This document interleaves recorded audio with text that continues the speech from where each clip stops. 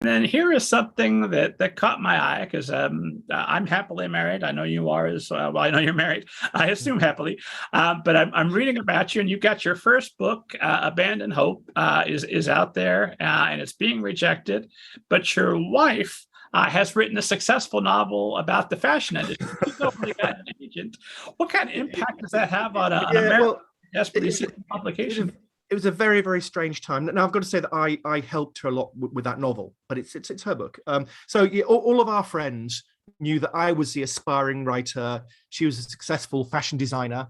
Um, and yet suddenly out of the blue she gets published and I don't. So it did make me appear like a massive loser in the eyes of the world. um, quite rightly, as I was. But because I suppose that her book was almost a collaboration between the two of us, so it was fine in terms of the dynamic of our relationship. But it did, I suppose, in the world, it set us off. She's this glorious, beautiful, blonde, successful person, and I'm the, I'm the hopeless loser in the corner. But then, fortunately, it wasn't too long before I got published as well, which kind of saved the day from my point of view. In fact, I only got published because she did, in a way, because I sent out my book. It was eventually published as Hellbent, but so it got the first round universally rejected. Not even personalized rejections. It was more, dear sir, stroke madam, your book, stroke play, stroke poetry collection. So just delete as necessary. But then she got an agent and got published straight away, and her agent took pity on me and took me on as well. But actually, even the agent, who's a brilliant agent with William Morris, called Stephanie Cabot, she couldn't sell Hellbent. I mean, Hellbent's a very strange book. It's about a teenage boy who dies and goes to hell. And it's about his adventures in hell and his memories of being back on Earth. And it's a very, very scatological book. It's got lots of what I would call body comedy in it. It's a comedy about hell, essentially, but a kind of gory, filthy book. But it's also a retelling of Dante's Inferno.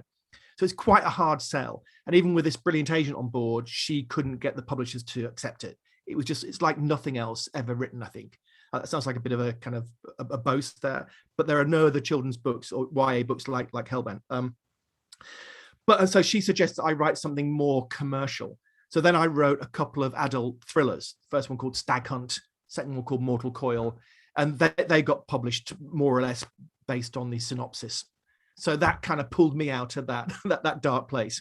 And then because I was suddenly now a published author, rather than this total outsider loser, then other publishers suddenly wanted Hellbent.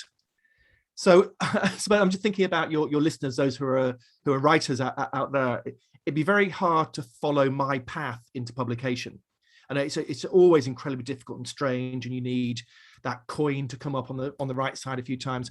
But here it was because I was a failed writer. My wife got published. My wife's agent took me on. She suggested I write something more commercial, and all this series of bits of good fortune had the final result of me becoming eventually a YA writer. That was a really muddled explanation of my career in early career there. Well, I wouldn't have asked you about it if it just happened a couple of years ago. I know it has a happy ending. Yeah, I guess you won multiple awards. Yeah. I do wonder. I love your characterization of yourself as the sad loser in your wife's shadow, and I can't imagine you're a former bouncer at that point. I can't imagine anyone making those comments to your face. Oh no, I'm in the flesh. I'm very gentle. I'm a wimp.